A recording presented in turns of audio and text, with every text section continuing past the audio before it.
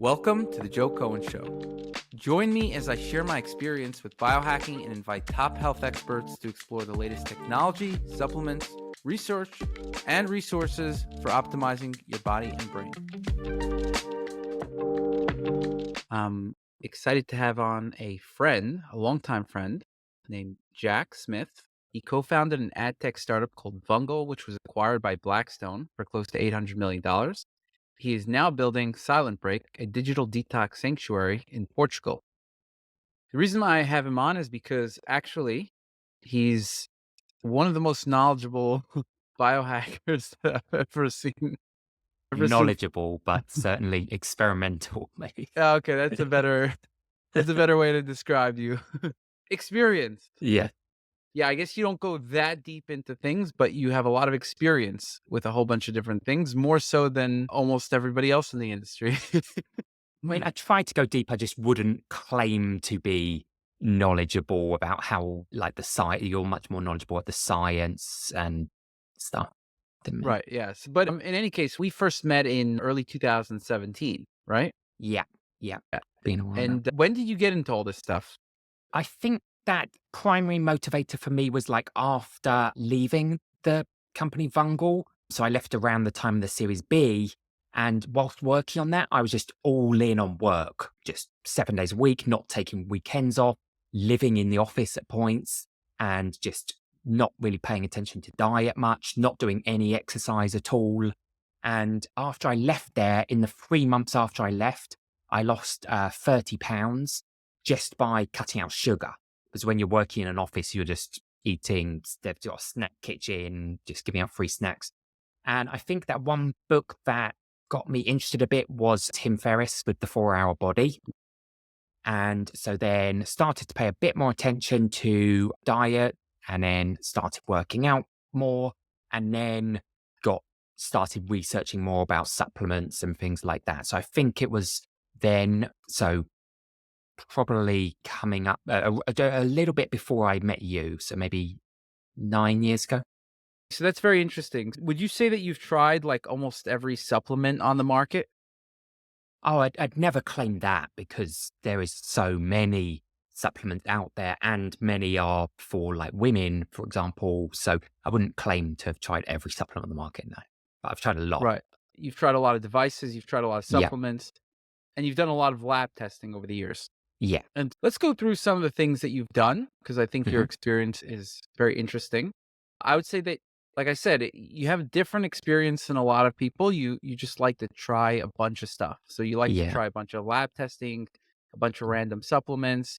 You even told me about a supplement that I didn't know about. And yeah, you like to be on the cutting edge. And so let's go through some of the things that you found helped you. Now, just as a caveat, just so the listeners understand, you're someone who doesn't really feel the effect of supplements for the most part, right? Yeah, like 99% of stuff, like in your videos, you say, okay, I tried this and it reduced my anxiety or something. Like, I'm taking loads of stuff and then I just don't feel anything. But then that's why for me, the 1% of stuff that I do feel something, then I'm like, okay, this is pretty compelling, because I don't feel, and that goes for devices as well. Got at least 5 different kind of vagus nerve stimulation devices and stuff like this, and don't really feel anything from most of them. So things that I do feel an effect, then I'm like, okay, that's interesting. And things that I find really beneficial, then I'm telling someone, and I'm like, no, you really need to pay attention to this, because I try out so much stuff that doesn't work. So if I find something that actually does work, then I think it's worth paying attention to. Yeah, I think that it's interesting because I've met some people like you that really just don't notice. They can't notice things from like 99% of stuff. Whereas most people I do think notice more. But there's definitely a large group of people like you that they just don't notice things acutely. Unless they have a problem, then you could see, Sure. does the problem go away? But mentally, they don't really notice things unless it's very strong. Yeah. If you were deficient in a certain vitamin and then you supplemented it, maybe you'd be like, oh, that's the most amazing vitamin in the world. But it's because you were deficient in it. And if you're pretty okay, you might not feel as much, or you might still feel something if you are perceptive. So maybe I'm not in tune with my body that much. I don't know, but Yeah, I'm not sure. It could be in tune. I think it could be a combination of things in tune with your body. I think for me also, I can't necessarily notice something if I'm not megadosing. So I have to mm, megadose. I would say I'm much more in tune with my body. And then I would just say that, I don't know, I think some people's brains are wired in that smaller changes in their cognition or state, they pay attention to or they notice, right? Whereas, yeah, I don't know if that's also connected to self-awareness, but you've done megadosing experiments as well, and you still don't notice things. yes, yeah, for a number of things, then I still don't notice even when megadosing. I did see something that actually I had read something that people, if they meditate, for example, gain more perception about, I don't know about supplements, but at least for food, different food items. Yeah, have never super got into meditation. So maybe if I was really deep in meditation, maybe I'd get better. But That could be. It could be related to a certain kind of self-awareness. yeah. But have you there's not been any kind of nootropics or anything that you've noticed anything from? And that's what I'm saying. So, like the 1% of things that I do notice effects. So, for nootropics, for example, then specifically modafinil, just did notice serious effects from. And the other kind of very, tried out that The there's a, Rastams or no? yeah, I did not notice much from those. I was going to say there's modafinil and there's armodafinil, I believe. Armodafinil, yeah. Yeah. And then I had tried out like there's 4 different brands that make it. Like there's an Indian company. Actually, in Mexico, you don't need a prescription for it. I just walked For into the modafinil. farm. Yeah, just went into the pharmacy actually just to get some like vitamin C.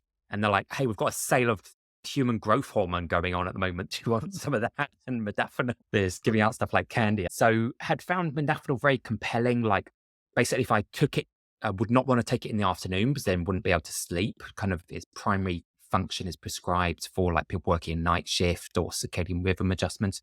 But taking in the morning, I could basically just work on an Excel spreadsheet for 8 hours and just go deep in a focus hole, not really suppressing hunger. So not really get that hungry and not get distracted, just get like super focused. Although I did find I have to be intentional with using it because if I didn't have an intention, I could just get super focused and go down on a YouTube, like just get super focused in that. But I use it sparingly because I had seen that they haven't really done studies about long-term use of it. I think that I'm not 100% sure, but I think that maybe its patent might have expired because it's quite a few decades old, I think. So it's maybe not in any company's interests to do loads of studies with it that much. But I Right. had seen something saying it might disrupt your gut microbiome. And I had some gut issues. Who knows if it was from using modafinil even? I haven't used it extensively, but for various reasons, I'd use it sparingly. Also can give you headaches. I find that I need to drink at least twice as much fluids as normal and like electrolytes and stuff. So Interesting. So, I would say that, yeah, that's a drug. yeah. What other things have you noticed a significant difference from? So one thing, and that I had talked to you a bit about before, and it's many of these things have all these medical studies and people who know how they work, etc. But I don't really claim to know how a thing works because I think we don't know how a thing works. And this thing called energy enhancement system, I would have no idea how to explain to you how it actually works. It's just the science doesn't make any sense, even if you're listening. Yeah, I would say if you're even listening to the founder explaining it, it's okay, it creates an energy vortex where its effects can be felt from 3 miles away. And they have to be like laser aligned to what angle these machines are pointing at, and it creates a vortex in the middle of the. It doesn't make any sense, but is something that I found amazing effects from. Not only me, family members, friends, really compelling. So I can talk more about that if you want, but won't try to explain how it works too much because Yeah, that's interesting because I hadn't heard about that before you yeah, told me, and since you told me that's something, it's on my list of something to do for sure. Do you find that when you did this treatment, You could tell about exactly how it helped you, but did you find that it had long-lasting impacts, or you had to do it again and again? I was talking to my wife about it again this morning because she had suffered from persistent migraines, at least monthly, in line with her menstrual cycle. And then she found that she originally went before me to this EES, energy enhancement system thing, and found that it basically cured her migraines at that time. But she felt that the effects, because she hasn't done it now for 2 years, she feels some benefit still, but it's not totally cured ongoing. For me, it's hard to pinpoint to say this is the thing that cured it because I was trying out many different modalities. But basically, I was suffering from this thing called NDPH, new daily persistent headaches. And it's where basically you just wake up one day and you have a really bad headache, and then you have the headache every single day. And they Wow. don't actually know what causes the headaches. It's not there yet, the science behind this. I joined some different like Facebook communities, and some people were so debilitated they can't work. For me, it was just annoying headaches. And as part of this Facebook's communities, I tried out a bunch of stuff people recommend. Ozone therapy, ketamine infusions. Some people do psilocybin, mushrooms, like loads of stuff. And nothing actually worked. Different supplements and this energy enhancement system, I feel I suffered for a year with it and tried Every out loads of day. stuff. Yeah, every day. And then the energy enhancement system, I went in, I was very skeptical going in because the science, it just didn't make any sense. It's a bunch of computer screens and computers making energy fields. It didn't make any sense to me. But I went in, I think for 2 hours, you just sit in a deck chair kind of, and just, they recommend you to just shut your eyes, and you can nap or meditate or whatever. Some places you can even just sleep overnight in the treatment room. For me, I went for 2 hours, and I think I only went 3 times. But even after the first time, I came out and I could feel my stomach churning and reorganizing. And again, I'm somebody who I don't notice 99% of things, but here I prominently noticed this.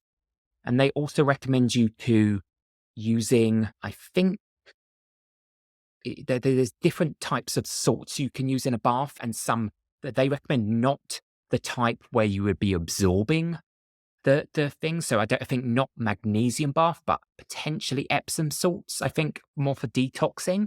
So Okay. that's what they recommend after, is just doing a And detox bath. when did you do an Epsom salt bath? The day after or the day I of? actually Oh, didn't okay. do it. My wife did, but this is Okay. just like an optional thing they recommend. I didn't do the baths, but still for me, I did it once and I'm like, okay, I don't know that it cured the headaches like immediately, but at least I felt like, okay, this is doing something. And it was really relaxing. So I was like, okay, Mhm. let's go again. And went 2 more times. And then because living with headaches daily after a year, it's there without you paying attention. Forget about it. But then soon after doing the third sessions, I'm like, wait, I just woke up and I was like, wait, I actually don't have a headache anymore. You know, it just, That's so interesting, yeah, these daily headaches. I yeah, mean, it could be, my suspicion is that it was from some kind of infection. maybe, but I'm not sure. Were you having gut problems around that time as well? No, I was Okay. not at that time. So it was just the headaches, nothing else. That's right. Yeah. And And then, yeah, one I day even, you just woke up, yeah, you and I had a even headache. spoke to some different headache doctors and stuff. And I also did a bunch of blood work and nothing showed up. And I even did the full body MRI scan with one of these, it's called Bio. It's just like some tech company. Yeah. And I spoke to I think 2 headache doctors, and they were just like, oh, it'll probably just go away by itself. And I think I spoke to them after 60 days of having it. And they're just like, oh, just come back after 90 days. Then we can diagnose that it's officially NDPH. And I'm like, okay, it's been more than 90 days. Now what? And they're like, don't really, they didn't have any ideas really. Now you officially have it. Yeah. Congratulations. Yeah. Now come back in a year Yeah. and we'll tell you that you've had it long term A- NDPH. Actually, there's this one doctor who's renowned, or he's the leader in the field for this. And I tried to make an appointment with him, and then he had a year wait list. Okay, do you want to book in December 2025? And I'm like, I hope that we can address it before then. And some people even meeting him said that even he didn't have that many recommendations. He's just built a profile for writing papers about the topic, but he doesn't really have a cure even. Interesting. Let's go through some of the other things that you've done. Sure. What are some of the other treatments that you've done that have worked for you? So again, hard to pinpoint that specifically this was the thing that addressed it, because again, tried out many different modalities, but maybe about 2 years after I had the headache issue, then I do a lot of testing, and I didn't have any symptoms, but I just did a gut test, the Genova 360 gut test, which is one of the more comprehensive, and it's quite expensive, like $400 or something. And it said that they simplify things. They give you detailed report, but they put simplified at the top. So they give you a rating out of 10 for some different areas. And it said that I had 8 out of 10 in gut dysbiosis. So pretty bad, but I didn't have any symptoms. It's just, okay, you're 8 out of 10, like very bad with gut dysbiosis, meaning the balance of the gut microbiome is out of sync. That the bad bacteria, if you want to generalize, is dominating versus good bacteria. And so I thought, okay, that's bad, but I didn't actually do anything to address it. And so it said, okay, 8 out of 10, but also I was moving house, I was moving country, actually. So I didn't really do anything to address it. But then 3 months or so later, I started getting very bad stomach pains. And so I did the test again, and it said, okay, now you've got 10 out of 10 gut dysbiosis. So maybe I should have done something to treat it when it was 8 out of 10. I didn't, and it got worse. So it became 10 out of 10. And it's hard to know because the tests for some of these things are quite hard to perform. But I think that it may have also been linked with, they call it SIBO, small intestine bacterial overgrowth. Hard to test for that because actually you need to be, when I started getting the stomach pains, I immediately started treating it right away, or trying to treat it. But to test for SIBO, you actually need to do a breath test, and you need to have not taken any supplements for a few weeks before. So it's counterintuitive, like you need to not be treating it in order to even test it. And so I spoke to a gut specialist doctor, and they said, hey, usually we don't actually bother to test our clients if they have SIBO or not, because the treatment would be the same regardless to treat gut dysbiosis.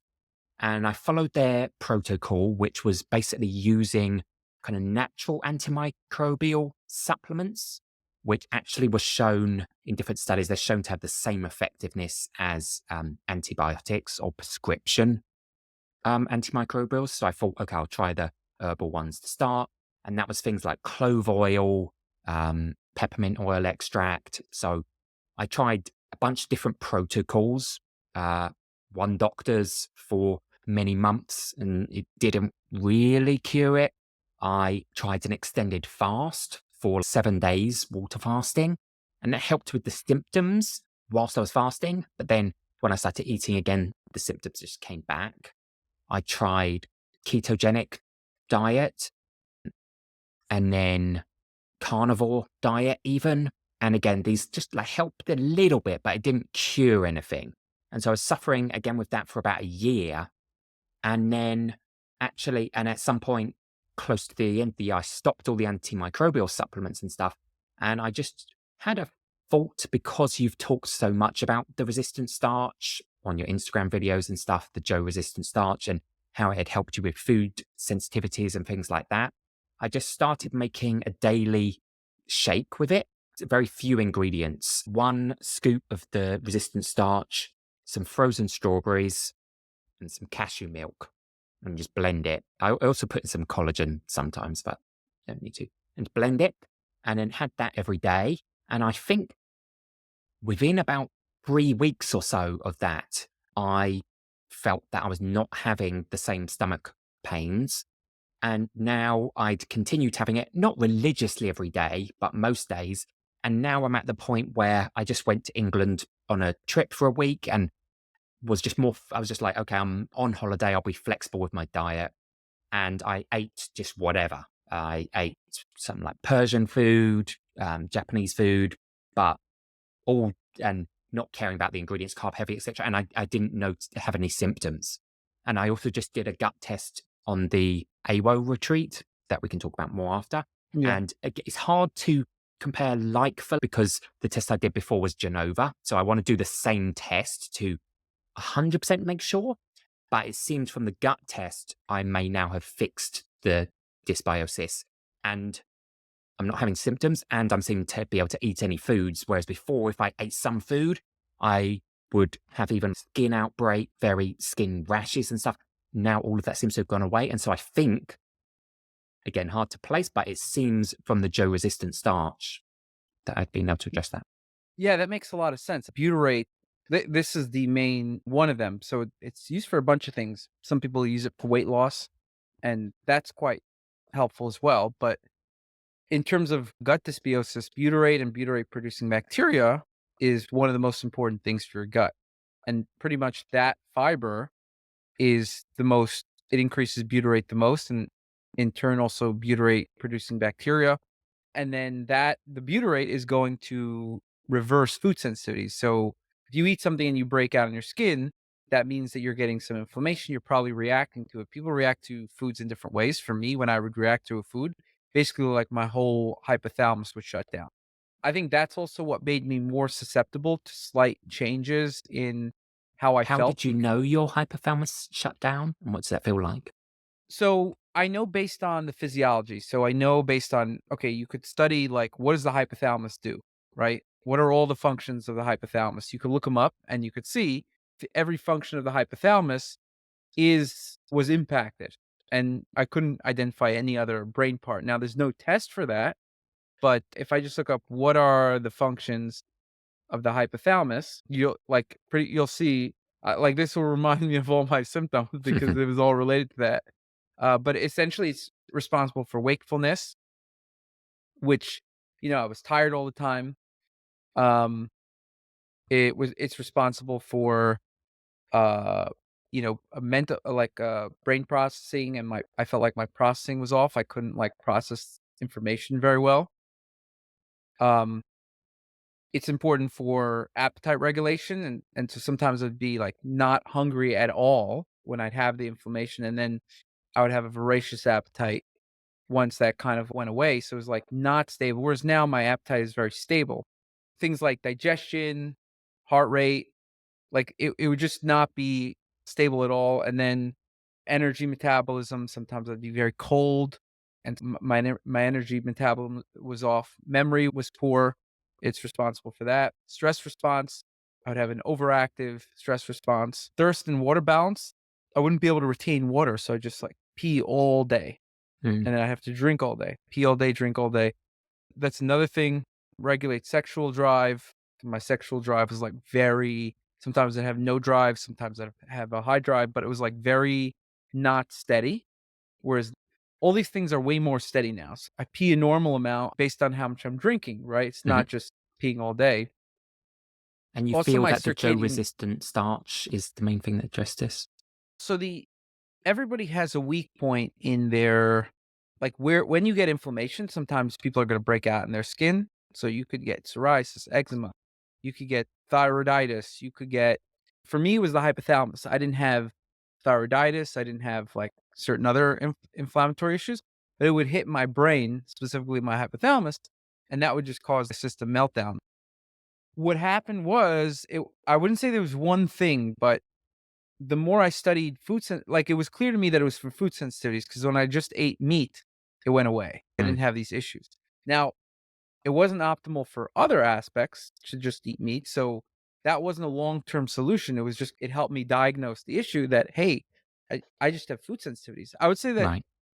besides the food sensitivities, I was normal in other ways, but Just to say on just that though, yeah. at the AWO retreat, for example, you talked that you're very skeptical of the food sensitivity tests that you can do though. That's a good point. I'm very not skeptical of food sensitivities because I see a lot of people have them. But the test itself, there's no good test for it, unfortunately. The standard really is just to do an elimination diet and see how you react. How do you react when you just eat meat? But so you found that if you ate certain foods, you'd break out in your skin. If you go on a very restrictive diet and then you introduce foods, you'll find, hey, wait a second, when I include this, I all of a sudden break out or whatever. I just had a client that, you know, was eating whey for a long time. All of a sudden, we just took him off whey, and then lo and behold, he got rid of a lot of his issues. Now, it doesn't it usually people have multiple problems. Like, even if you have people that don't have any food sensitivities, they're not 100% healthy because there's many things going on, right? It's like, how well are you sleeping? How well is your environment? There's other aspects of your genetics. I would say that was the thing that made me most stick out, whereas everything else I was more or less normal. I had my weaknesses and strengths and whatnot, but, um, just like everybody else, but that was, like, the thing that really stuck out that was, like, debilitating, like, I couldn't function. Mhm. Whereas if you break out in your skin, you could still function, it might be not pleasant, right? So for me, what I realized is that early on that this butyrate was the most effective thing for food sensitivities, and as time went on, it was just more and more research coming out about how it was effective for food sensitivities. And for different reasons, we produce less butyrate than we did, right? Whether it's because we ate more fiber back then, maybe different kinds of fibers. The gut microbiota is more out of whack now Mm. for different reasons, maybe toxins, maybe additives. So, like food preservatives, when you preserve the food, guess what happens? You also kill bacteria. You kill the bacteria in the food and also in your gut. So we have a very different environment than we did, and we have more infections. You have an infection that could destabilize the microbiome a lot of times. So what's happening, and we're also eating a lot less fermented foods. I think they Sure. preserved foods way back then by fermenting. And so a lot of foods that people ate were fermented, whereas we eat much less fermented foods now. And I remember you because yeah, when we originally met, what, 7, 8 years ago, then I remember that was something you were doing back even then with the resistant starch. And then what led you to, because you only make 2 products under your own brand, right? Like the resistant starch and just a general mood multivitamin. What led you to create the resistant starch as a product? If I remember, you just couldn't find a good source to Yeah, buy. it wasn't, like, consistent. I couldn't get a good source of it, and it would sometimes it would run out here, there, whatever. I was basically chasing it around, and since it's the most critical supplement in my regimen, like, I need to be able to produce this butyrate. I've been taking it every day, almost, like, maybe I've missed a total of 30 days or something, right? If I've now I take it every day, but I guess I've went through periods where I missed a few days here and there. But, now I'm very strict about taking it every day, And and 1 scoop a day you have? yeah, 1 scoop. So I take, 50 grams a day, Right. 50 grams a day, and I found that's the dosage. So I used to take more. I used to take 100 grams a day. Mm, Now, when I was taking 100 grams a day, I would get some bloating and more gas and things like that, but I did it because it helped a lot with my food sensitivities. mhm. However, now I do a whole bunch of other things that help with my gut and food sensitivities, and so I'm able to less rely on the butyrate, but still it's a pillar. So And I think you said not to yeah. take it in the evening, was that right? Okay, so here's this it's actually quite complex. I used to advise taking it like 20 hours before, and then I realized now I take it like 20 hours before you wake up. Sure. Meaning, like, let's say you wake up at 8 a.m., that would be like taking it at 12 p.m. Why did I say 20 hours? Okay. Well, because I noticed that for me, it took 20 hours for me to feel the effect of butyrate, right? It travels through your system and you feel it. Now, what I didn't realize was that my system was particularly slow, my motility. Since then, I did a bunch of things that fixed my motility. That's how fast my gut moves, essentially, right? Like, how fast does things travel? Now, there's a huge difference between person to person. And so I started taking number one certain probiotics. For example, L-lactis can like double your motility or something like that, right? Very big effect. Have you Started taking looked at tryptophan. Have you looked at Iberogast for I've motility? taken that 15 years ago. That's been around for a while. I don't remember, I don't recall having a very significant effect, let's put it that way. But basically, I've done a lot of things to increase motility, and now instead of 20 hours, it takes 10 hours. I switched when I take the resistant starch from 12 p.m. to 9 p.m., something like that, right? You don't wanna take it too much before you go to sleep. Let's say I usually go to my schedule's a little shifted. I go to sleep at 1 a.m., so I'll take it around 9 p.m. And so if I take it 9 p.m., 10 hours later, it's gonna start maybe it's gonna start hitting in the morning, but yeah, so I just try to take it so that when I wake up, I start having that effect. And what effects are they that you observe at that So time? long term, I actually don't notice any effect now, right? It goes like that for every supplement pretty much. Yeah. Is like you take something for a while, you just stop noticing the effect, but your baseline does go up. So it's almost hard to notice what you're like before until you stop taking it. Yeah. Yeah. And you just like you notice it in the beginning. Like I noticed it in the beginning, the first time I'm taking, the second time, maybe the third time, it just slowly goes away. Now, some people think that if that happens, you just need a cycle. I don't believe that. I think you wanna continue taking it. There are some things you wanna cycle, but But was certain it things. energizing, or what exactly did you feel in So I felt energizing, more in the brain. So it was more like brain food, not necessarily like I wanna go for a run energizing. It's wakeful promoting, so I felt this kind of energy in the brain where I woke up. It woke me up. That's why if I took it, for example, at a certain time, and 20 hours later, if it was the middle of me going to sleep, all of a sudden I would just wake up, right? So my sleep wouldn't be as good. And that I think is from BDNF. So it increases mm, BDNF, mm, and you don't want to increase BDNF when you're sleeping, right. right? You want to increase it during the daytime. So all these daytime activities like working out, like exercise, getting sun, movement, these increase BDNF, eating, whereas you don't want to do that at night.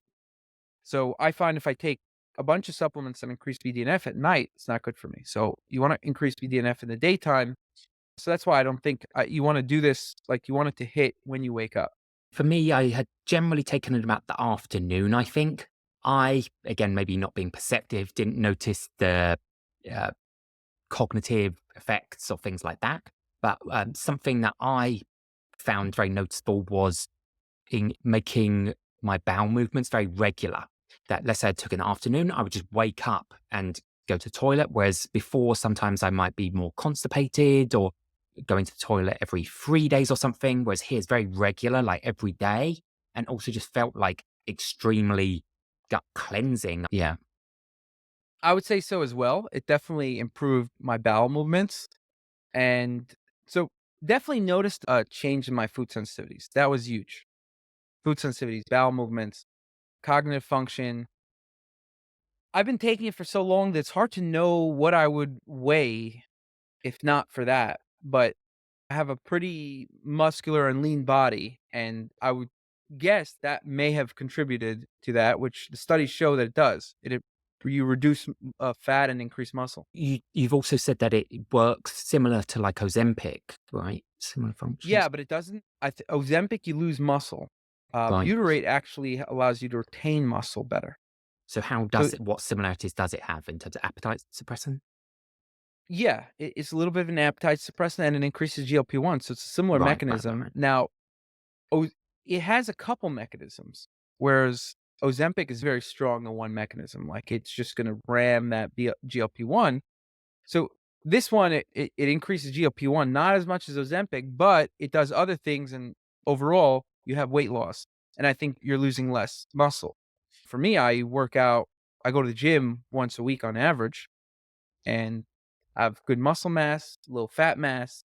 I haven't seen anybody in my life that goes to the gym once a week and has my composition, right? There's people who have my composition, but they go to the gym every day, right? Somebody even told me today, like, wait, you don't go to the gym every day? I said, no.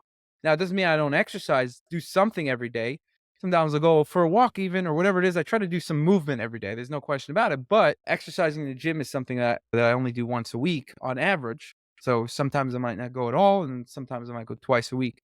So I'd say it's not consistent. I don't have a very schedule, but I would say that's probably, I do see other people have that experience, and there's clinical studies showing that people lose similar amounts of weight as Ozempic. So if I follow the clinical studies, and it's not something I can notice just because I've been taking it so long, Sure. but I would say that me not ever trying to lose weight or doesn't, I don't pick what I eat or how much I eat, and I've got a six pack and whatnot, and lean and muscular. I'm assuming that's part of it. So I would say that those are some of the main benefits we're seeing. Blood sugar control. Again, I don't, this is more based on the studies. I can't, there's certain things I don't notice if you just take it for 10 years. I've been taking it Sure, for sure. like literally 10 years, more than 10 years. So I don't notice all the nuances of what my blood sugar would have been without it. I'm assuming it's helping, right? Yeah, overall, I'd say, yeah, it's definitely top 5, maybe my top supplement out there.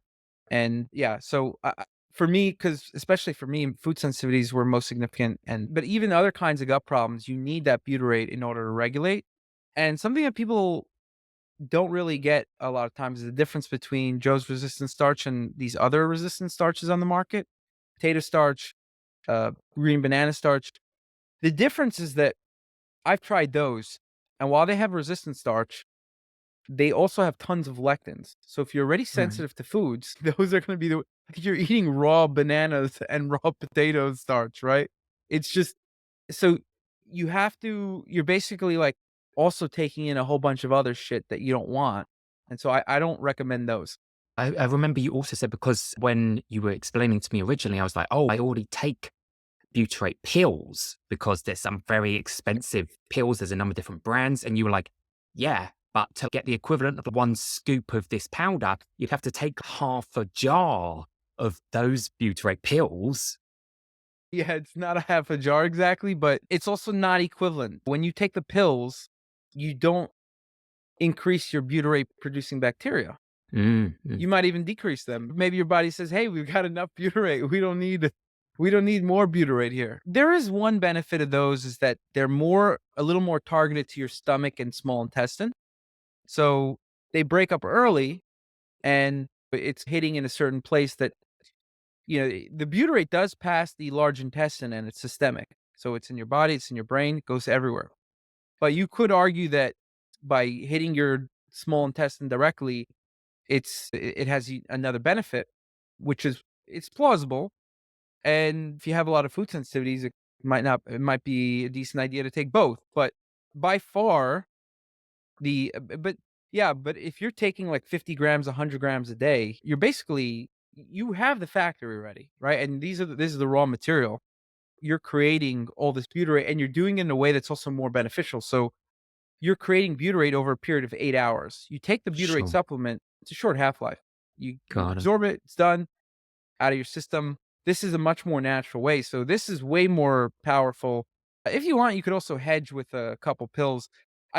Personally, I've tried, but it's just not. I take one pill a day or something. Just okay, I'll have a little butyrate in my small intestine or whatever. But yeah, it's not nearly as powerful. Like when I did the experiments, it was like I would say that I have to take like maybe 8 pills to equal 50 grams of Mm-hmm. like the Got powder. it. And again, Okay. it's not the same. It's absorbing all in one go. It's not hitting the large intestine. Um, yeah. So Got it. Yes. Hard for me to pinpoint, but having tried out number of different doctor recommended protocols and modalities, again, had tried ozone therapy as well for the gut issues and suffered for a year. I think that it was taking the Joe resistant starch daily that was able to help address my gut dysbiosis. So that was that makes sense. interesting. Let's talk about the AIWO retreat, because Sure. people have a lot of questions on that. Oh, yeah. And, What's the you main know, questions that come up usually? people have a whole bunch of different questions. What do you get from it? And it's hard to explain it because it's a very comprehensive retreat, Sure. right? I don't know, how would you describe it?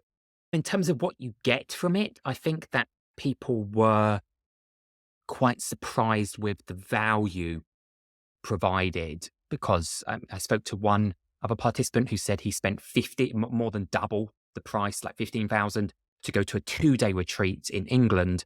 And he was like, they basically didn't include anything versus this, which is half the price. And you're staying in a 5-star hotel with all your meals provided for a week.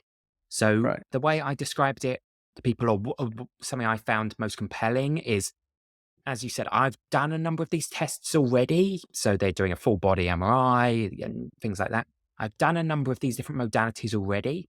What was different in some respects here is the efficiency, that each participant gets assigned their own physiotherapist who also somewhat like their concierge. It felt like how it must feel being a politician. The person, they're just like, you don't need to worry about your schedule. They're just taking you. Okay, now we just got you the car and I'm going to escort you here.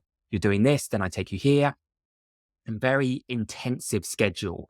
The only misleading part, I'd say, is it said you have a lot of downtime for tourist activities and stuff. I'm like, there's no downtime. It's packed Where with did value. where does it say downtime? I don't remember I'm that. not sure. Some marketing. I always tell people they're not gonna have time for anything. I think in the AIWO initial brochure, it was like, there'll be ample time for tours stuff. I'm like, there's no free time. They're waking you up you work with your person, but meeting your person at 8 a.m. or something and is continuing till the end of dinner. So your full Right. day is packed with stuff. And it's incorporating just smaller therapies. So simple things like ice bath for your feet, to much more advanced comprehensive stuff like a full body MRI scan. And then in terms of value, yeah, it was hard to comprehend what this would cost for you to do in America. For example, just to isolate one test, they have the True Diagnostic Aging test. That alone costs in the region of $400 to purchase that kit. And so that's just that's 1 hour of one day, where the rest of the day is packed with other stuff. And a full body MRI scan in America at least, will run you $2,000, I'd say. It depends where you do it, but a couple of thousand. So packed with a lot of value. And a number of the participants had not done as much of this testing, but basically, I'd say universally with people I spoke to, everyone felt that it was exceeded their expectations, I think. Yeah, I would say that as well. I brought a number of people on the trip already and a number of groups. And every time everybody said it exceeded their expectations. And the way I see this is it gives you a lot of conventional testing, the amino acid test, the 181 panel. They give you a whole bunch of, they're actually testing your vitamins in the serum, heavy metals in the serum. You're just testing a whole bunch of things in the serum that you wouldn't normally do, which even if you test them in other ways, I always think it's important to test them in the serum. So you might do like a heavy metal test in the States or something. And you're usually doing either a chelation, a challenge test, or you're doing, a hair mineral analysis, or you're doing you're doing an intracellular test. But actually looking at what is just found floating in your blood is important, no matter what other tests you're doing. So I found, for example, that it's very clear that when I do certain things to lower heavy metals, they lower my blood, right? And that's what studies are looking at. They're actually looking at, hey, if we give this treatment, does it lower in the blood? Now, are there other ways of testing everything? Yeah, but basically you could, all this conventional testing, I feel like you need to master this before you go on to more vague testing, like less validated testing, right? These are Sure. all tests that are very validated and they're just doing like a whole bunch of them. Whereas, a lot of times people will go to like stuff that's organic acids, and this is much less validated stuff. There's not like a lot of mortality studies on what this organic acid level means this and that. So I think that now I'm actually venturing more into, because every time I go on this program, I do the test 3 times. Mm, I've, I've done the whole blood panel 3 times, mm, plus a bunch of other things. But yeah, every time I go, and so now I counted that I've optimized 70 biomarkers that were out of the optimal range from nice. all this. Not everyone's out of the optimal range every time in the past, but basically, like, you want to make it so that they're stably in the optimal range, unless maybe you have an infection. Then you got nothing to do about that. But if you don't have an infection, you want your blood markers will still move around sometimes based on whatever. But I found how to make them much more stably get in the optimal range. And now I'm already because I've figured out how to do that, I'm getting into now I'm gonna start getting into other kinds of lab testing. Another significant value is that you're also with a lot of very knowledgeable people. Pretty much Yeah. everybody on the program, you would say, is probably, like, super knowledgeable, or even Yeah. I besides mean, me and Sim. yeah, there been one of the another participant actually has his own kind of longevity clinic in Spain, but he was actually coming to AWO for his own benefit to study himself and also take learnings that he's okay. I think that I'll try and bring this back to my clinic and like trying to educate and better himself.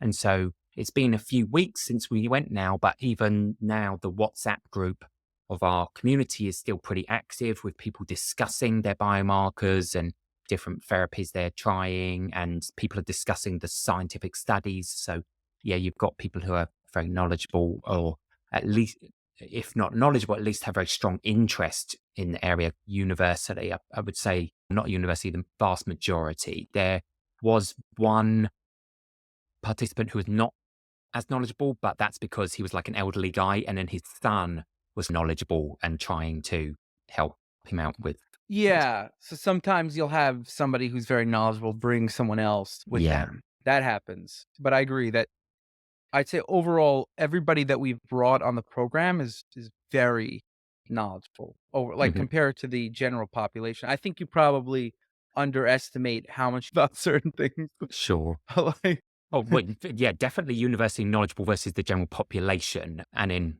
even amongst that niche, then some people, yeah, this guy's a physician having his own clinic. So in the top, yeah, percentages Yeah, of but interest. in general, I've learned from people who've come on the program, Hmm. right? And then you have guys like me and Sim that go on the program. I guess another question sometimes people have is what's the difference between going with Sim or going with you? It's the same program.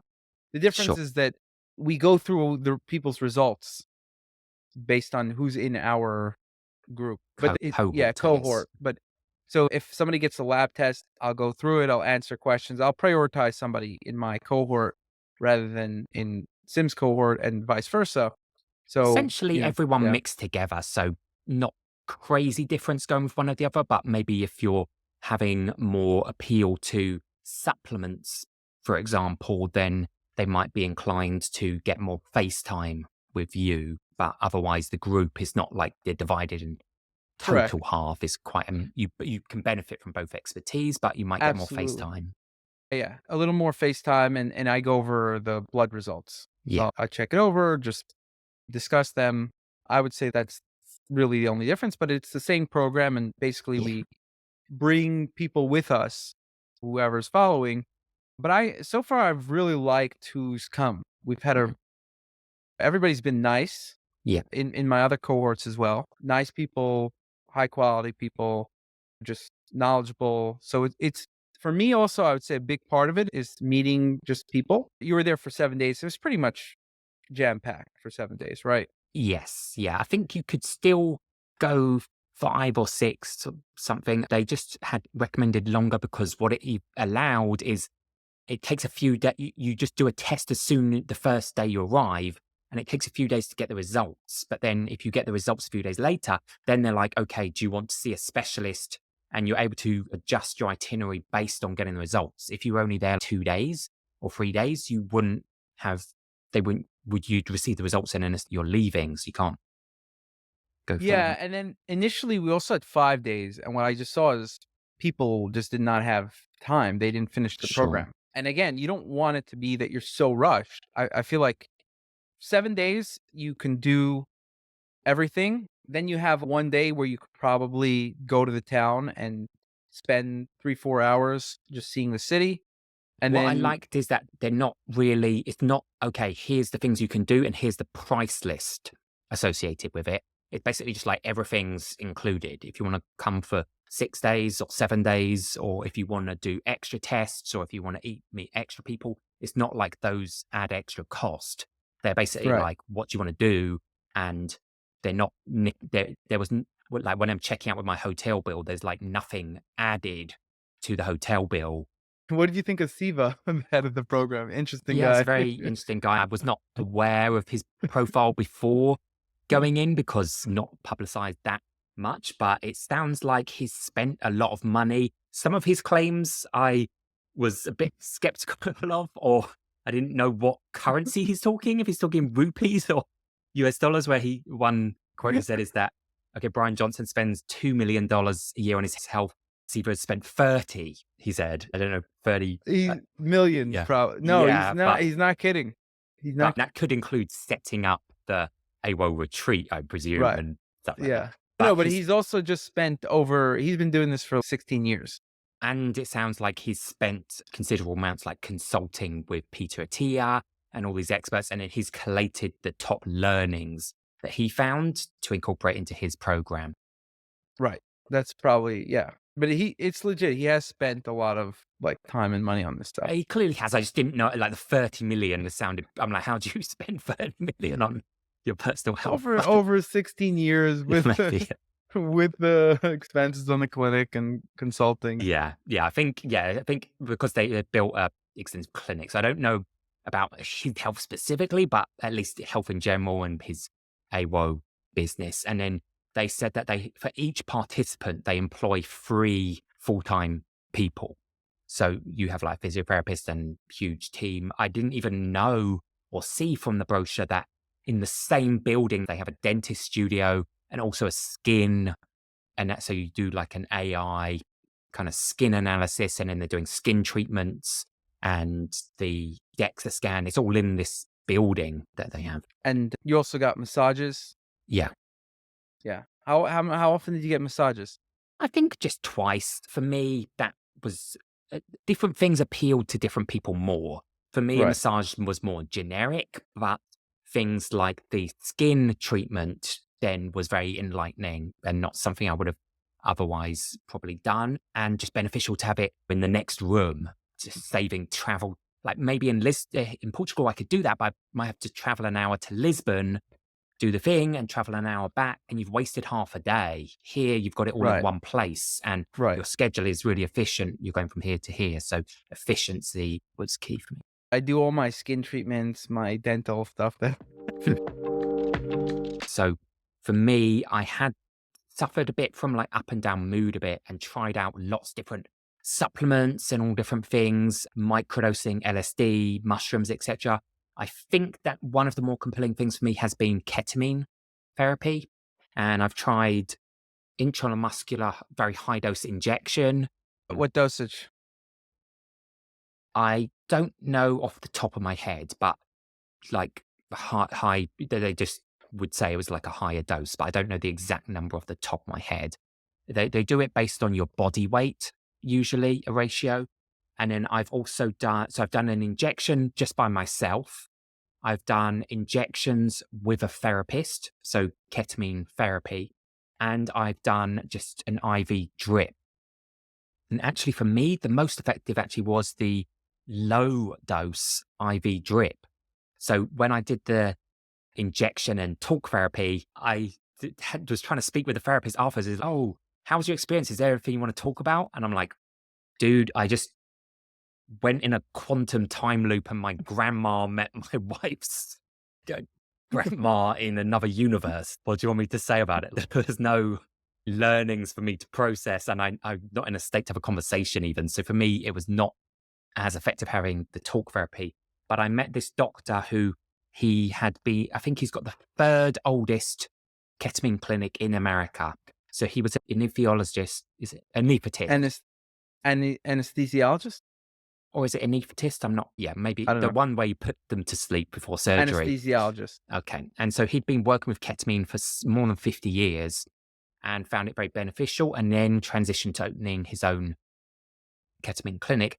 And his hypothesis, which other people do have similar hypothesis, is, or one phrase I heard used to describe it is time on the brain. The time that the brain is exposed to ketamine.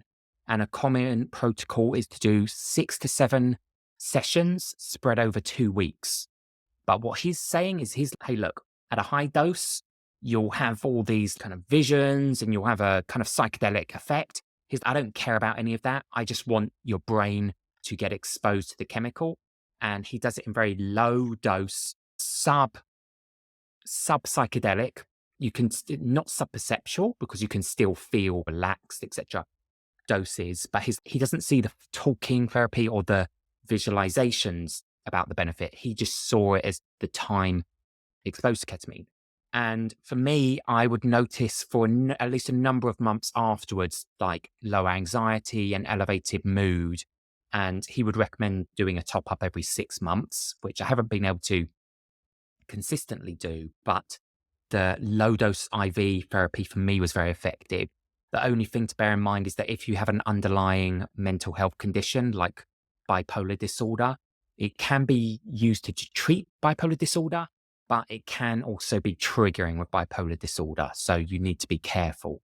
But that for me was very effective for mental health. Interesting. Have you ever tried intranasal ketamine? I haven't. I would like to try that. I've tried ketamine lozenges, but yeah, I would like to try the brand I think is esketamine.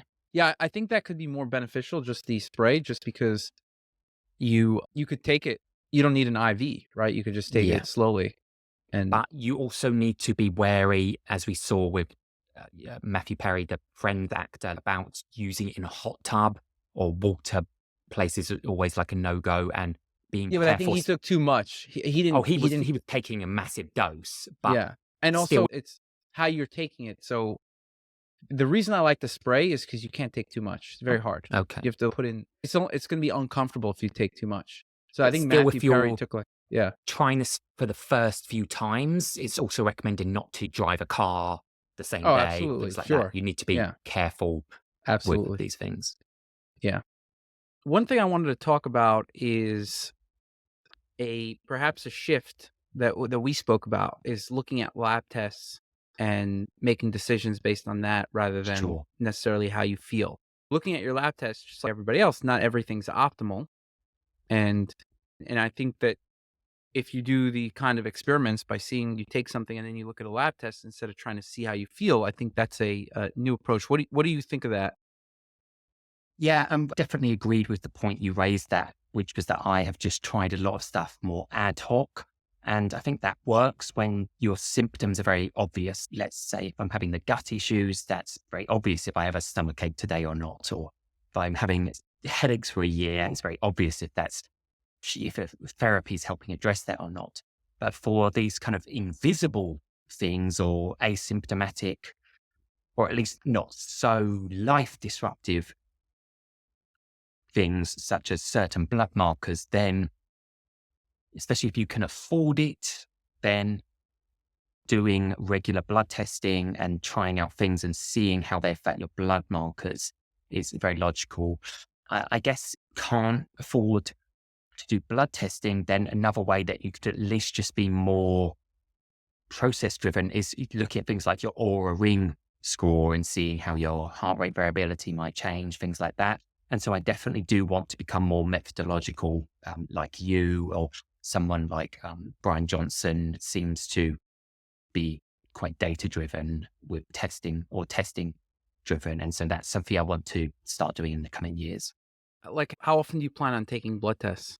A big shift that I'm doing actually is Portugal labor is cost effective versus America and other places. And I'm in a privileged position because I did sell my company. So this is not necessarily relatable to everyone, but something I'm doing is actually hiring someone, ex-McKinsey, but early 20s guy, to be my kind of head of health. And he's Portuguese and he knows all the systems, etc. So I'm basically just going to outsource to him saying, hey, look, you just source getting all the blood tests and get someone who can come to my house and do the blood tests, and you sort out mailing them to there, and you upload all my results to self-decode and take care of the tracking and do more research and tell me what things I should try out and stuff. And so that's how I'm thinking to become more process driven. And you and I had discussed that, in an ideal world, maybe, especially if there's a biomarker that you identify being out of range, testing regularly, perhaps every 2 weeks could make sense. Do you have any issues that you're trying to improve now? Yeah, at the moment, it's not like a major issue as much, but it's like kind of chronic inflammation and that shows up through the HSCRP, high sensitivity C reactive protein, one marker of inflammation. And then just whenever I do that, it's just consistently over a few years higher than the range. And that's very hard to pinpoint because you don't know where the inflammation is coming from. That could be related to the gut things that I was having, or the headaches could all be related. But that's something I'm going to be going more deeper on, just the juicy inflammation as a whole. I've tried out a bunch of stuff like curcumin and ozone therapy, did a number of times ozone therapy, things like that. Not got a hold of yet. What was your HSCRP number? Most recently, it had come down a little bit. I think that it was slightly over 1, and Okay. you Yeah. ideally want it less than 0.5, I think. Yeah. So I would say that, yeah, the lower the better. And mine has fluctuated over time, but I would say that when I started exercising more, so before 2 years ago and some months, I just didn't exercise. I just played some volleyball on the weekend, went for some walks, maybe a push up here and there, nothing significant. Then I started exercise, make sure I exercise every day, which is different, right? Make sure I do something every day, not a little more than just walking. Now I'll just do walking like once a week, and maybe in addition to some things here and there, but I try to do one thing, like either some cardio, either some strength, either something different than walking. And what I found was that I started to get injured all the time. And I wasn't sure if like and actually it was showing in my HSCRP, it was going up. Mm. Mm. So it went up to like, I don't know, it still wasn't high. I think it went up to 0.7. But I was able to see with a bunch of other lab markers that I know based on the way they're moving. So like my most recent lab test is, yeah, I have more markers out of the optimal range just because I had an infection essentially, which is also why it's important to do as much testing as you can, because if you take a test I find that 25% of the time at least, and probably even half the time when I'm abroad, my body's fighting an infection based on my lab markers. Mm. How So, did you bring yeah. down your HSCRP but still continue to work out quite extensively then? So that I figured out through lab testing also. Meaning like I wasn't able to figure out what was going on based on Okay. like experiments. I was like, what is happening exactly? And you were just And overtraining? I was overtraining, but my new philosophy is that if somebody else could do it, then there's clearly something in that person's body that's working better than mine. So you see people like overtraining like me, and they don't have these injuries. Now most people cannot do that, the level I was training, but still you have a lot of people, marathon runners, right? And they seem to be okay. So my thing was that, yes, I'm performing at an elite level in terms of my VO2 max, in terms of my muscle composition. So I started looking at my blood tests, and what Mm. was clear was that my sulfur in the body was low. And you could tell that by your amino acids. So methionine, cysteine, if they're on the low end, your DHEA sulfate, you could check your taurine. I only checked it when I already got enough sulfur. And it was good. During the AIWO retreat, then you looked at my blood work and recommended me to start supplementing sulfur. You told me the dosages and stuff. And so that's something I've started as of about a week and a half, 2 weeks ago. So it'll be interesting to see if we do the HSCRP score and the mineral testing. Yeah. So for me, the sulfur is what actually lowered my HCRP very Mm, clearly. mm, Like it was going up over time mm, based on just accumulating injuries. And when I started taking it based on these tests. mm, And sulfur is one of the rate limiting factors for collagen. So mm, mm, what a lot of people understand is that you need collagen. Collagen is like the main building block of tendons, joints, mm, ligaments, mm, all these things. The thing that's complex is that everybody has a different rate limiting factor. Sometimes it's glycine, sometimes it's proline, sometimes lysine, sometimes it's vitamin C, sometimes it's omega 3. It could be like pretty much there's a lot of things that go into making sure that the optimal collagen production. In my case, it was sulfur. mm, So mm, I started taking sulfur. All of my sulfur markers started to get into the optimal range. mm, And and then I just started feeling that like I was recovering way quicker. mm. right? It was just Mm. like, yeah, no issues with recovery now. What was the time period over which you started taking it and then went down? I would say the effects are pretty quick. Like Yeah, I looks like started it. to have a quick effect in a week. Hmm. But I actually noticed my recovery was much better in that day. Wow. Yeah. And then I waited and I see that, so first of all, 0.23 Hmm. infection, and then it goes back down to zero point Hmm. 0.3, right? What's your new baseline? You could see my baseline was just off over here. And this is Hmm. my new baseline, which is much better. So zero point 0.2 is a very good HSCRP. Hmm. Hmm. That's what I was telling you, is yours is even higher than mine. Yours is over 1, and it's, Yeah, well, his peak was something's like doing that. 3, and now I've got it down to 1 or something. So Right. yeah. So you're also been doing something. It doesn't move. HSCRP can be pretty consistent too. Mm. It's not going to move on its own if you don't do Hmm. anything. Hmm. Hmm. If it's steady. For me, like I said, sulfur MSM was the number one thing that helped it, but I would say that most people would not have the same level of decrease Mm. as HSCRP as me. So that's why you have to find out. Like, you could try it and see. Yeah. You're trying MSM now. What dosage? I think in the region of 4 grams a day. Okay. And now we'll see what your HSCRP is. Yeah. Yeah. And if it Let's helps you, see. then we haven't, you tested a bunch of times and we could see your baseline. Ideally, you would test it 3 times over a 3-week period, like I do. And Right. then Right. you establish a new baseline and you say, okay, look, you know what? It went down. And then you could just continue on that MSM. You know that that works for you. And whether you feel it or not, it's not relevant. I wanted to just talk about, in the last part, Mm. go through some of the therapies really quickly, some of the other Okay. therapies that Mhm. helped you.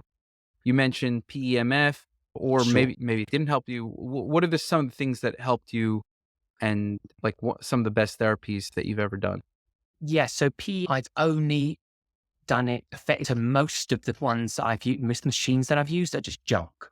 So I've gone to some clinics and then I had to ask the person, hey, is the machine actually switched on or not? I can't speak with it.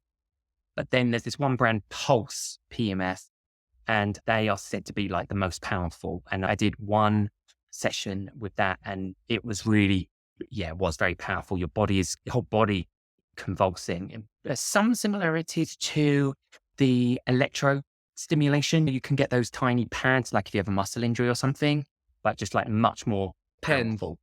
Yeah, exactly. Tens. And then, but the one bit that I'm particularly interested in and need to test more to see longer term results, but the founder shared his DEXA scan results.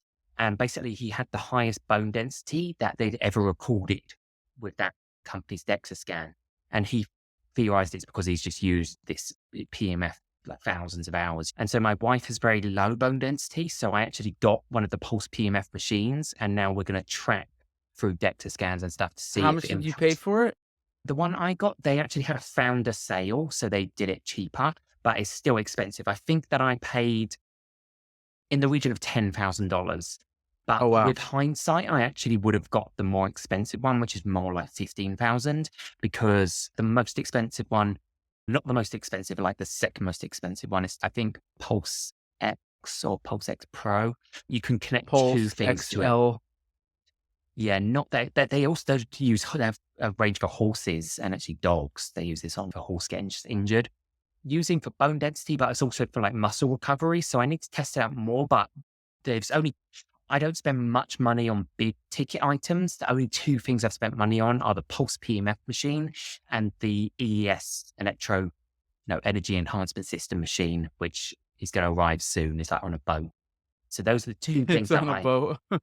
yes, from America to Portugal. How much did you pay for Um, that? that one I have is called ES Cube, and that was about $13,000. So those Oh are the wow. only 2. The only expensive things I have in that range are like a car. I just have a car, and then these 2 things.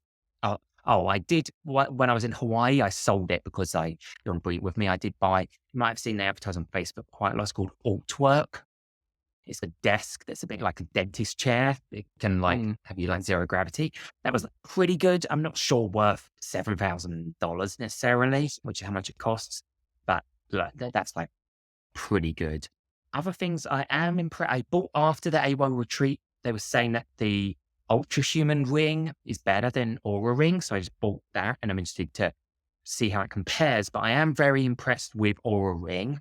99% of the time, checking it, the score doesn't really mean anything to me. If I slept 90 sleep score or 85 or 80, doesn't really mean much to me. But what is good for me is collecting the data over time. And so when something's off, then you know, okay, something's off. So actually, my wife, it essentially predicted that she was pregnant even before a Wow. pregnancy test showed up. They're not allowed, they're doing tests about this, but right now they're not cleared to say you're pregnant. But she could just clearly see, whoa, my body temperature is totally off. My readiness is totally off. And so she actually, because we were trying to get pregnant at the time, she did a pregnancy test and it said negative that day that Aura was testing it all off. And then actually 1 or 2 days later, then she tested the pregnancy test, detected that she was pregnant. Similar for Wow. me, another time, the rest of my family got COVID, but I didn't have COVID. And I even did, but one day my Oura Ring score then started being totally off. I actually was like isolating from them. So I was like self-isolating to try and see if I could avoid getting it. But then one day I saw my Oura Ring scores totally off. So I even went to the lab and did a PCR test, like which is supposed to be most accurate. And it said negative for COVID. And then only the day later, then I started testing positive.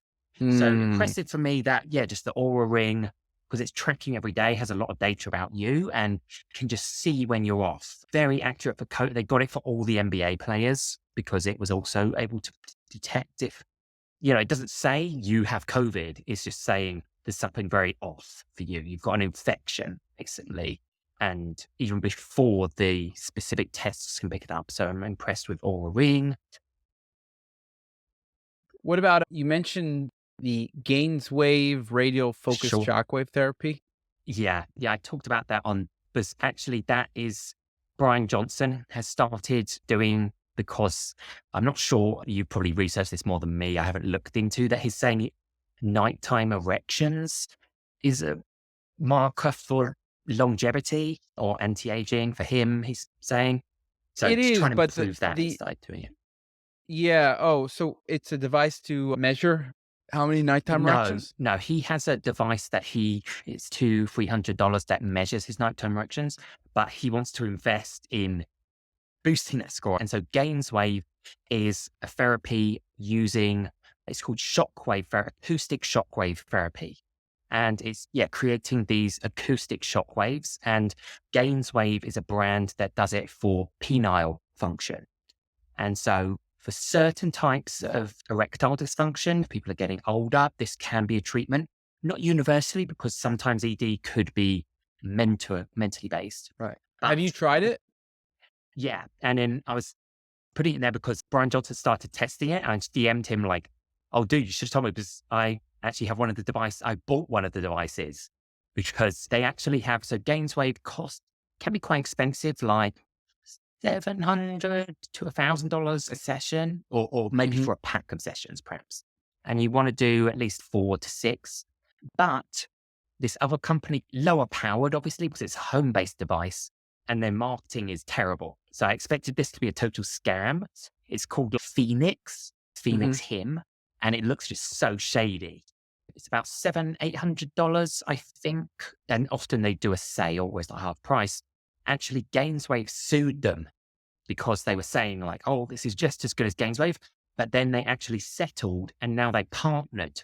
I think maybe they even got acquired, but at least they're partnered. So they say like, hey, if you want the best experience, then go to a clinic and get GAINSWave, or you can buy this for home use. Now, I've done both in the clinic a number of times and home. And actually, I was surprised that the Phoenix device is actually pretty effective. So it's not only for penile function, it's also for injuries, like muscle-based injuries. Because what it's doing is basically, yes, it's kind of like jackhammer. So it's like going like this, like really powerfully. And then the device looks a bit like a dildo, to be honest, but allows you to focus in areas. And they have what's called radial acoustic therapy, which is a wider area, or focused and the focus goes deeper to muscle tissues. So I could feel it a lot for muscle injuries, but I didn't feel it was, I had like shoulder pain, and I don't feel it really cured that, to be honest. But for penile function, I was doing it as an experiment. I read about it. Didn't have erectile dysfunction, but I could definitely see how it would improve Brian's nighttime erections or help for if you have ED. Kind of improves blood flow significantly, and the effects last like close to a year. Then you need to try and top it up and stuff. But that is a very interesting thing. And I spoke to one of the doctors at the clinic doing it. He said it could also be used for kidney stones, even can break Oh, up interesting. kidney stones. If you put it over your kidney, the shock waves are going deep in your body, and he's saying they can break up the kidney stones. So this guy, he researched a lot of technologies, and this was what he was most excited about. So it's pretty interesting. Interesting. So you have a home device. Yeah, the Phoenix device. So the Phoenix is, what is it called? Phoenix Phoenix acoustic. Him. You can just type in Phoenix Him. And they also make it for women. Actually, some women after childbirth, for example, maybe not able to experience sexual pleasure anymore. And you can actually use the same device. The home one, they call it Phoenix Her, but I believe they're actually just identical, that it can be used for improving vaginal tightness and sensitivity for women. But this Yeah, technology is interesting. this is a new one. This is a new one for me. What else? Let's see. So you got the Hoffman process. What is that? Yes, I just put down some things that had helped me for like mental well-being. So earlier this year, I did the Hoffman process. When I reflected, actually, maybe 8 people had recommended it to me over the years. I just hadn't put it together that it was the same thing they were all talking about. And it was really good. That's a 7-day experience. They started in California, but they also have locations around the world, Canada, England. I did it in England. And it's totally offline. So you hand in your phone, and basically you said that you didn't react well to therapy and things like that for you, more supplements, but they actually introduce about, I lost track, maybe like 50 different types of therapy to you. And these are extremely broad ranging, but the advantage was different therapies related for different people. Some people found one thing really effective, others found others effective. But it's therapies. It's also the therapies are targeting actually the relationship or like patterns you inherited from your parents, patterns you inherited or rejected. So they make you start by doing a list of patterns, and they give you a list. But it could say, let's say your mother is like a people pleaser, and she's just doing everything for everyone else, but not taking care of herself. She's cooking for everyone, doing all the cleaning, but not really looking out for herself. Then you might either adopt that pattern, or you might totally reject it and just be like really self-centered and not look out for anyone else, just look out for yourself, because you would do the opposite of that pattern. So you identify all these, and then you attack with different therapies. A therapy they're very famous for, and one that actually was very effective for me, is like writing down some of these patterns, putting it on a pillow, and then smashing it with a baseball bat for an hour whilst you're shouting. So there was a group of about 20 of us just going like and smashing it. And that was very effective. There's been books and studies about, a famous book is The Body Keeps the Score, about like holding trauma in the body. So that as one way to get it out. Other therapies being things like visualization and a bunch of different therapies. And so I did really like it. And then my wife did it afterwards, and she really liked it as well. So that was a cool one.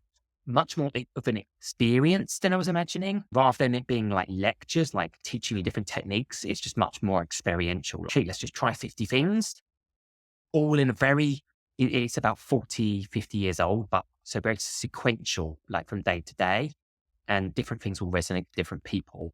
And then in the same kind of space, but very different approach, I'd done Landmark, that's the first bit of the Landmark Forum. That's very controversial because their sales model is a bit of a pyramid scheme. So people feel it's a cult. I learned a bunch of useful techniques from that, but that's much more seminar based. You're sitting in a room with like 100 people, and they're teaching you spheres and approaches. But those both were effective for me in different ways. Nice. And okay, so tell me about, so let's just go through basically some of the things that I need to try is this Pulse PEMF energy enhancement Sure. system. Phoenix Him acoustic shockwave therapy and the Hoffman process. Have you ever tried neurofeedback, by the way? Yes. Actually, after hearing, there's this guy, blanking on his name, you might know, he was actually a child chess prodigy, became a grandmaster in chess, and then transitioned to a form of martial arts. But it's something Watkins, I believe. Anyway, he was on the Timothy Therapist podcast, and he said that he had through Waitskin. Yes, yeah, through, I think they call it like bioresonance. So you can check, there's things like HeartMath solution and other devices that he basically got to the point through doing so much training that he could listen to one beat of a song and get his heart rate variability, I think it would be, in like fight mode. So like you can be in fight or flight mode, or like more like controlling your parasympathetic nervous system, basically. And I actually went to the coach that he trained with, but I just found it like you'd have to do too intense. Like to spend two is really hard, and you have to put a lot of time into it. But I've tried other neurofeedback tools as well. But yeah, I've tried a bunch of different. Interesting. Okay. And did you find that the neurofeedback helped you? So what neurofeedbacks would be jumping to mind when you talk about neurofeedback? I'll try to remember which ones I've tried. Neurofeedback is like you put on an EEG on your head, and then there's adjust the beeps based on the sure, waves. Yeah, I've done not like the super high end versions. I've done like the more low end versions and didn't really notice much. I'd also done some, they had neurofeedback games, I think, where they're scanning and then they're like, press this controller when this happens, or press this controller when this happens. But yeah, I hadn't noticed anything explicitly from that. Okay. So last, tell us about the retreat, the silent retreats that you're building in Portugal. Sure. Yeah. So for mental health, something I was working in tech and then just got completely burned out. And then I read how Bill Gates does this thing called Think Weeks. When he was chairman of Microsoft, he would go twice a year for a week to a cabin in the middle of nowhere and just read.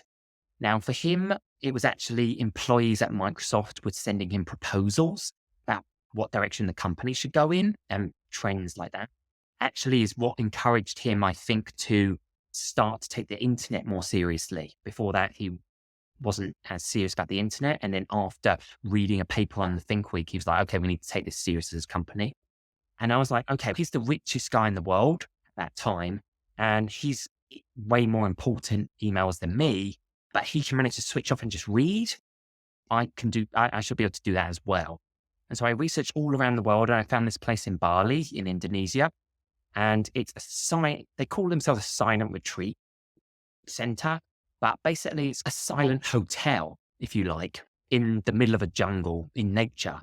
And the only rule really is just don't speak. But they just have amazing food, and it creates an environment where the norm is to not speak. So you don't feel awkward. You've just got other people around also not speaking. And for me, I just go and read loads of books. And so for me, it's like really enjoyable.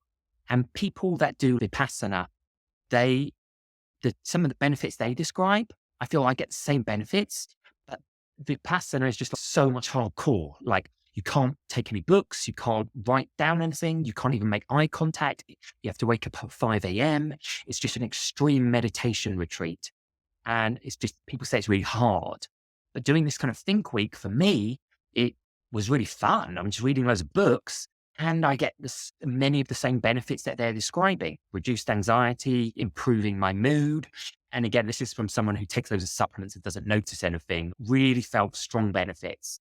And for me, it's been such a healing place for me. I've been there 10 times. I would go at least once a year to reset. That now I was inspired to create a place modeled off of that in Portugal.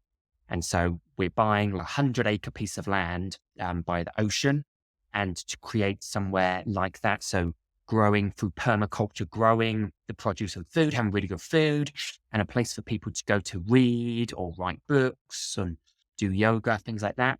But I'm also looking to incorporate some different health modalities as well, like the EES system and Pulse PEMF, to put my spin on it, a bit of biohacking, but also just a place for people to, especially solo travelers, to switch off from technology, be in nature. Nice. When's that opening? So it's still early stage. We actually just got a really significant breakthrough just about 1 week ago that they've given us free planning permission for what we want to build. And so now I'm concluding the purchase of the land right now, and then need to plan out the layout and what units we're building. So it'll still be like a few years off actually opening. I'll probably do like a soft opening with different friends and family. I'll let you know when we're ready there, and then hopefully start to roll out to the general public a bit further down the line. All right. Awesome. Yeah. So it was great. It was great speaking to you, Jack. And yeah, great to catch up. I like that you've introduced me to some new things. So maybe some guests might, or people might be trying to sell you on something. I don't have a financial stake in any of these technologies we've covered. They're just things that I've tried and found to be beneficial. Absolutely. So where can people find you? I'm probably most active on Twitter, even though people don't necessarily like everything that I tweet. But when I'm doing some different experiments, I'll usually share it on Twitter. So my username is just _Jack Smith. All right. Awesome. Twitter. Awesome. Great speaking to you. Thanks, Darren. All right. Thanks. 67% of listeners aren't subscribed to the show, so please don't forget to show your support by hitting the subscribe button now. You'll not only be supporting the show, but also investing in yourself and your health journey, all while helping to keep us ad-free.